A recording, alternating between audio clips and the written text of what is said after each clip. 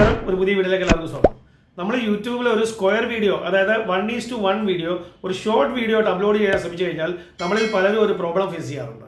അതായത് നമ്മൾ ആ സ്ക്വയർ വീഡിയോ അപ്ലോഡ് ചെയ്യാനായിട്ട് നമ്മുടെ മൊബൈൽ ആപ്പിൽ വരുന്നു. യൂട്യൂബിൻ്റെ മൊബൈൽ ആപ്പിൽ ഏറ്റവും താഴെ ഈ പ്ലസ് ബട്ടണിൽ ക്ലിക്ക് ചെയ്യുന്നു.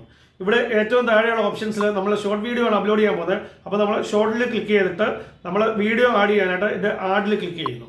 ഇവിടെ നോക്ക്, നിങ്ങൾ ഈ കാണുന്ന ഫയൽ ഇത് ഞാനൊരു സ്ക്വയർ വീഡിയോ ആയിട്ട് ക്രിയേറ്റ് ചെയ്തതാണ്. പക്ഷേ ഞാനിവിടെ ഷോർട്ട് സെലക്ട് ചെയ്ത് ഇവിടെ വന്നതുകൊണ്ട് ഇതൊരു വെർട്ടിക്കൽ ഫോമിലാണ് ഇത് കാണിക്കുന്നത്. ഒരു വെർട്ടിക്കൽ വീഡിയോ ആയിട്ടാണ് ഇവിടെ കാണിക്കുന്നത്.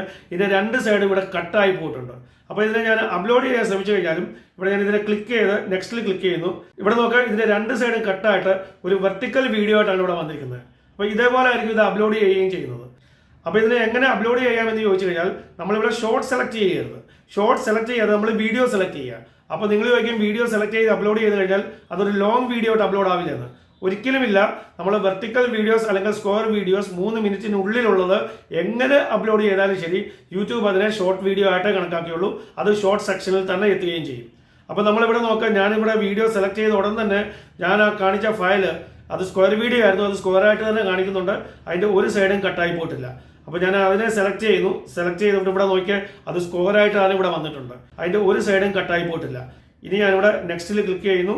വീണ്ടും നെക്സ്റ്റിൽ ക്ലിക്ക് ചെയ്യുന്നു. ഇവിടെ ഞാൻ ഇതിനൊരു പേര് കൊടുക്കുന്നു, സ്ക്വയർ വീഡിയോ എന്ന് പറയുന്ന ടൈറ്റിൽ കൊടുക്കുന്നു. കൊടുത്ത് ഞാൻ ഇതിനെ അപ്ലോഡ് ചെയ്യുന്നു. ഇനി നമുക്ക് ചാനലിൽ പോയി നോക്കാം ഇത് എവിടെയാണ് അപ്ലോഡ് ആയിരിക്കുന്നത്. ഇവിടെ ഞാൻ മാനേജ് വീഡിയോസിൽ വരുന്നു. ഇവിടെ ഞാൻ ഷോർട്സിൽ ക്ലിക്ക് ചെയ്യുന്നു. ഇവിടെ നോക്കാം, സ്ക്വയർ വീഡിയോ എന്ന് പറയുന്ന ആ ടൈറ്റിലുള്ള ആ ഫയൽ ഇവിടെ ഷോർട്ട് സെക്ഷനിലാണ് അപ്ലോഡ് ആയിരിക്കുന്നത്.